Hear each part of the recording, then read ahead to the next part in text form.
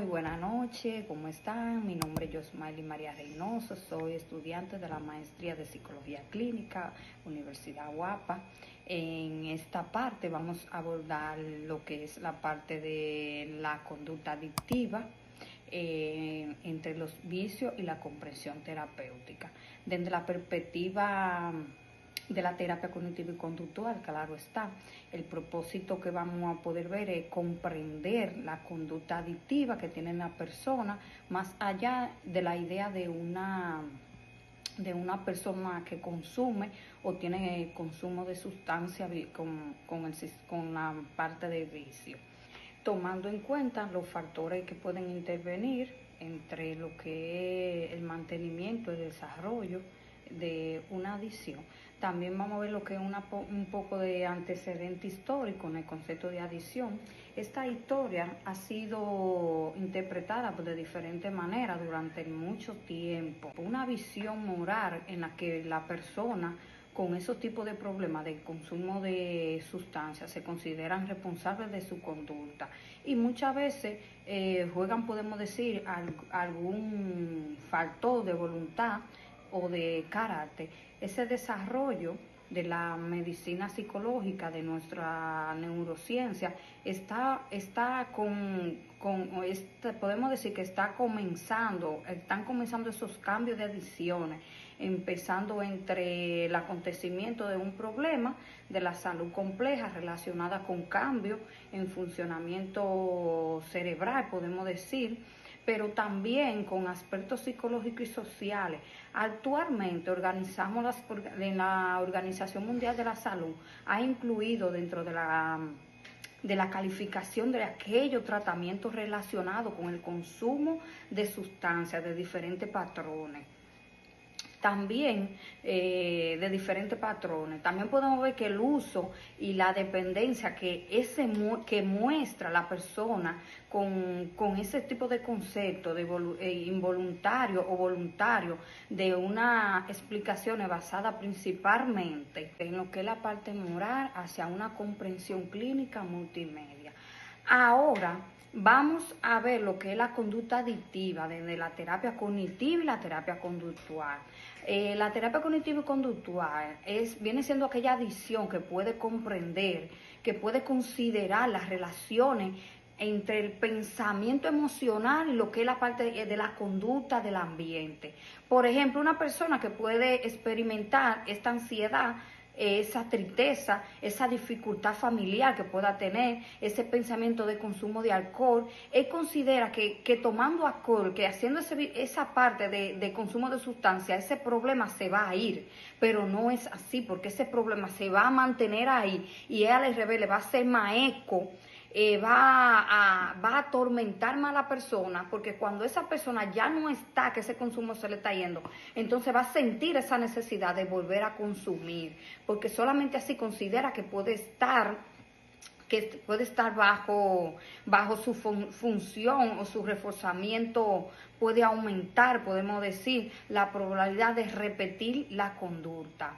También puede aparecer pensamiento como que yo puedo controlarlo, pero solo ser una vez, no lo volveré a hacer. Entonces, ¿qué pasa? Que eso no es así.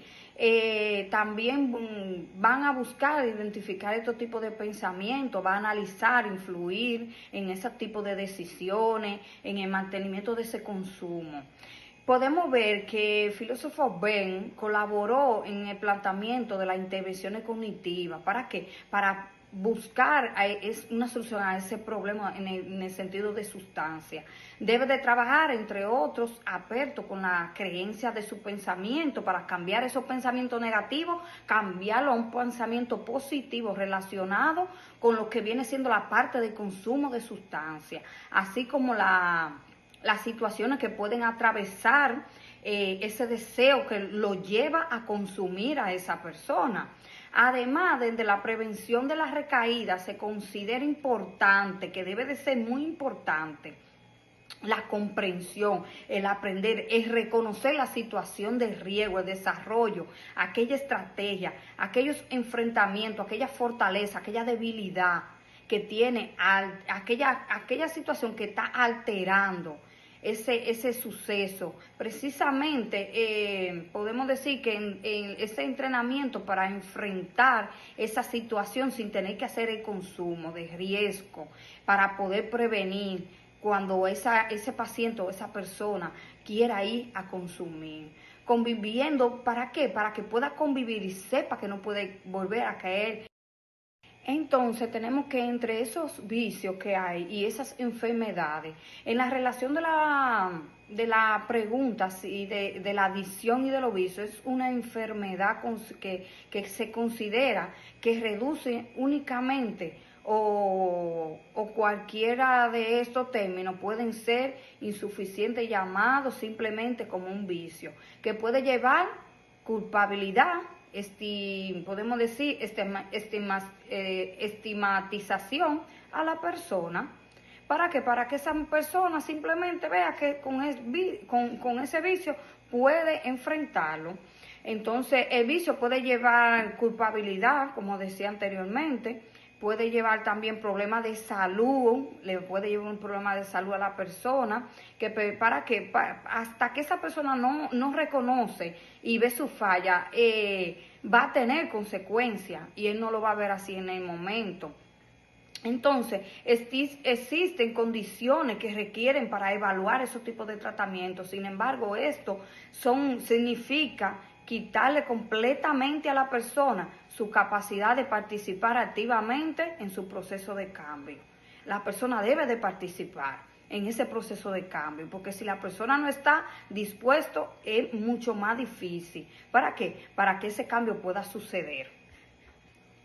Y para finalizar, considero que el papel del psicólogo clínico enfrentar una adicción a partir de la empatía, la evolución profesional, podemos decir, la ausencia de prejuicio. No se trata solamente de decir una persona que deje el consumo, sino de poder comprender ese funcionamiento, de poder comprender ese cumplimiento, esa conducta en la vida de la persona, cuáles son los factores que mantienen y que podemos decir y que puedes recurrir durante ese desarrollo para enfrentar esa situación difícil, de una manera diferente, para que pueda ver que desde la terapia cognitiva y conductual el psicólogo puede ayudar a ese paciente según sea la necesidad de ese paciente, de ese vicio que tenga